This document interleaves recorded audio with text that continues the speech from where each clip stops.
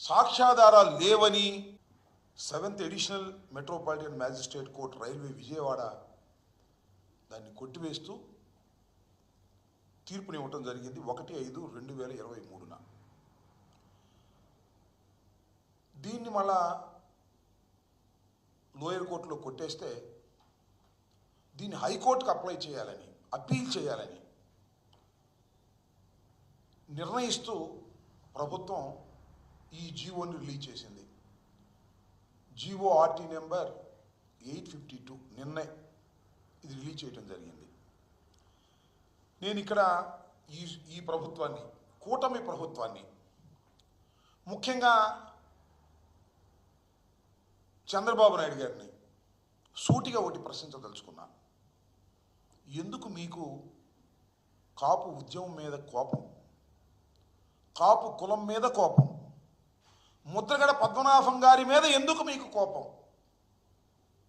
ఒక్కసారి వెనుక నేపథ్యంలోకి వెళ్తే నారా చంద్రబాబు నాయుడు గారు 2014లో కొల్లలుగా ఇచ్చిన హామీల్లో ఒకటి కాపుల్ని బీసీలో చేరుస్తానని.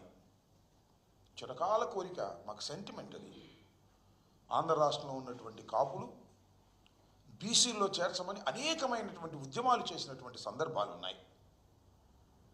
ఎవరు అడగలా, ఉద్యమం కూడా చేయలే. అప్పుడు 2014లో నారా చంద్రబాబు నాయుడు గారు అధికారంలోకి రావడం కోసం అనేకమైన వాగ్దానాలు ఇస్తూ కాపుల్ని 6 మాసాల్లో నేను బీసీలో చేరుస్తాను కమిషన్ వేసి అని చెప్పటమే కాదు, మేనిఫెస్టోలో పెట్టాడు.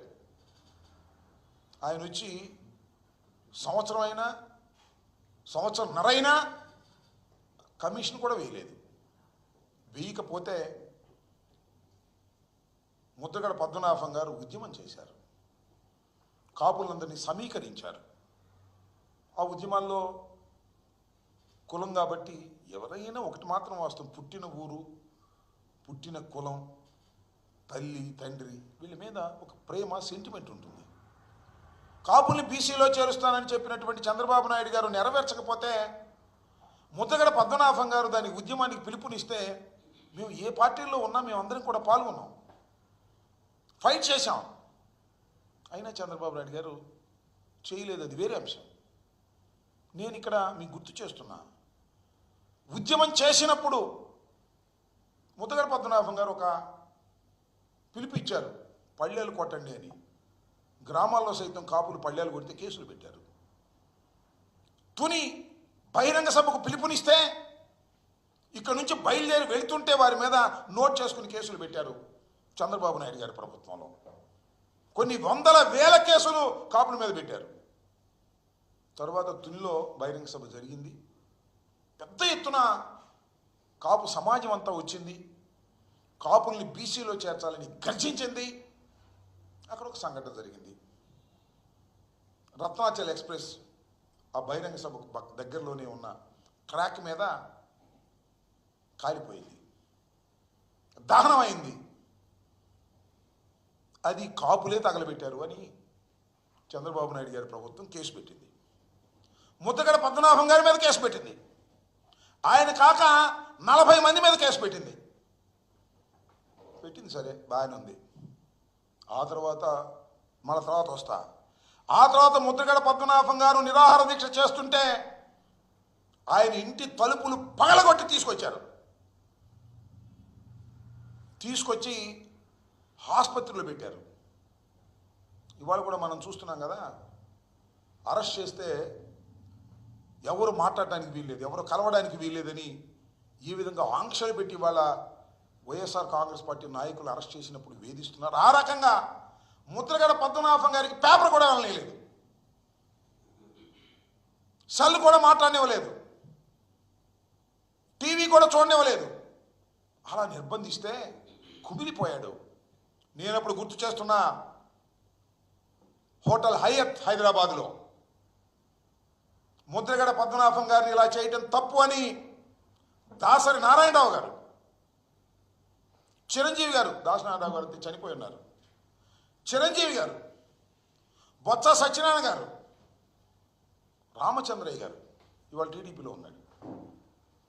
రామచంద్రయ్య గారు, తోట చంద్రశేఖర్ గారు, కాపులకు సంబంధించి ఇంకా చాలామంది ఉన్నారు. పేర్లు నాకైతే గుర్తు రావడం లేదు. కానీ మేమందరం కలిసి సమావేశమై బయటకు వచ్చిన తర్వాత చిరంజీవి గారును మన దాసనారాయణ గారు ఒకే ఒక్క మాట చెప్పాడు, వంగవీటి మోహన్ రంగారావు గారిని కోల్పోయాం, కానీ ముద్రగడ పద్మనాభం గారిని కోల్పోవడానికి మేము సిద్ధంగా లేవు, ఖబర్దార్ అని వార్నింగ్ ఇచ్చారు. చిరంజీవి గారు, దాసనారాయణ గారు కూడా ఇద్దరు కలిసి ఇచ్చారు. ఒకసారి చూసుకోండి యూట్యూబ్లోకి వెళ్ళి.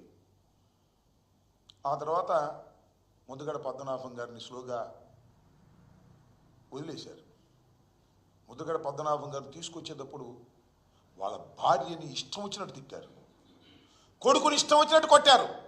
ఎందుకు ఈ కక్ష నాకు అర్థం కాలే. సరే అయింది, తుల్లో దహనం జరిగింది, రైల్వే కోర్టు విచారణ చేసింది, సాక్షులు విచారించింది, నేరం రుజువు కాలేదు అని 40 మంది కేసు కొట్టేసింది.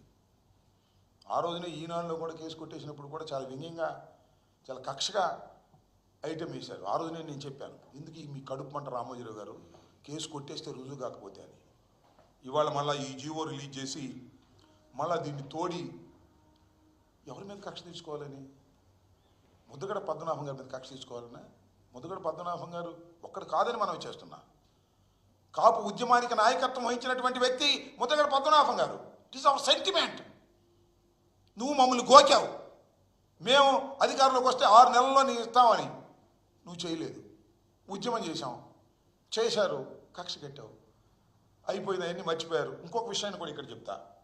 చంద్రబాబు నాయుడు గారి టైంలో పళ్ళేలు కొట్టిన వాళ్ళకి, తుని వెళ్ళడానికి ప్రయత్నం చేసిన వారికి అందరి మీద కేసులు పెట్టారు. ఆల్మోస్ట్ ఆల్ మొత్తం కాపు సోదరులందరి మీద, ఉద్యమకారుల మీద కేసు పెడితే జగన్మోహన్ రెడ్డి గారు ముఖ్యమంత్రిగా అయిన తర్వాత 18/3/2020 జీవో ఆర్టీ నెంబర్ 312 312 కింద కేసులు మొత్తాన్ని డ్రాప్ చేశారు. మొత్తం డ్రాప్ చేశారు కేసులన్నీ కూడా. నువ్వేమో కేసు మళ్ళీ కొట్టేసి కేసు తిరగదోడుతున్నావు. ఏంటికి కక్ష నాకు అర్థం కాలేదు. ఈ కేసులన్నీ కూడా ఎవరి మీద, కాపుల మీద పెట్టారో, ఉద్యమకారుల మీద, ఆ కేసులన్నింటినీ కూడా నేను తీసేస్తున్నాను అని ప్రభుత్వం తరపున జగన్మోహన్ రెడ్డి గారి గవర్నమెంట్ జీవో ఇస్తే, చంద్రబాబు నాయుడు గారి ప్రభుత్వం, కూటమి ప్రభుత్వం న్యాయస్థానంలో విచారణ జరిగి సాక్ష్యాధారాలు లేవని ఎక్విటల్ ఇచ్చినటువంటి కేసుని మళ్ళా అపీల్ చేయాలని జీవో ఇచ్చారు. What is this? ఏమిటి కక్ష చంద్రబాబు నాయుడు గారు? నాకు అర్థం కాల.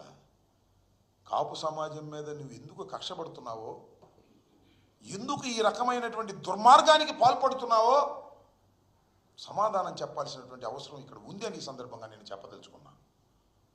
కేసులు ఎత్తేగిపోయావు, పెట్టావు, జగన్మోహన్ రెడ్డి గారు ఎత్తేశారు. అందరూ పాపం బయటకు వచ్చి శుభ్రంగా కేసులు పోయిన ఆనందపడ్డారు. కొట్టేసిన కేసులు మళ్ళీ తిరగబెట్టి నువ్వు చేయాలని అనుకుంటున్నావు. ఇది చాలా దుర్మార్గమైన విషయం. ఈ దుర్మార్గమైనటువంటి విషయాన్ని కాపు సమాజం చూస్తూ ఊరుకుంటుంది, ఏదో సర్దుకుపోతుంది అని దయచేసి అనుకోవద్దని మనం చేస్తున్నాం. మేము ఆలోచన చేస్తున్నాం. ఈ జీవో నువ్వు దురుద్దేశపూర్వకంగా, కక్షపూరితంగా ఇచ్చావు కాబట్టి ముద్రగడ పద్మనాభం గారితో కూడా సంప్రదించిందా కూడా నేను మాట్లాడాను. కాపు పెద్దలందరితో సంప్రదించి దీనికి ఒక కార్యాచరణ రూపాన్ని తీసుకొస్తాం, వదిలిపెట్టం చంద్రబాబు నాయుడు గారు, గుర్తుపెట్టుకోమని కూడా ఈ సందర్భంగా నేను చెప్పదలుచుకున్నాను. ఇలాంటి దుర్మార్గమైనటువంటి జీవోలు ఇచ్చి కక్ష తీర్చుకోవాలనేటువంటి ప్రయత్నం నువ్వు వచ్చిన దగ్గర నుంచి కక్ష తీర్చుకోవటమే. ముద్రగడ పద్మనాభం గారి మీద కక్ష తీర్చుకోవటం, కాపుల మీద కక్ష తీర్చుకోవటం, జగన్మోహన్ రెడ్డి గారి పార్టీ మీద కక్ష తీర్చుకోవటం, జగన్మోహన్ రెడ్డి గారికి అనుకూలంగా మాట్లాడే వాళ్ళ మీద కక్ష తీర్చుకోవటం, పోలీసులు ఉన్నారు కదా అని కేసులు పెట్టడం, ఆ కేసులు పెట్టి భయపెట్టాలని ప్రయత్నం చేయటం అనేది నువ్వు చేస్తున్నటువంటి ఒక అరాచకమైనటువంటి కార్యక్రమం.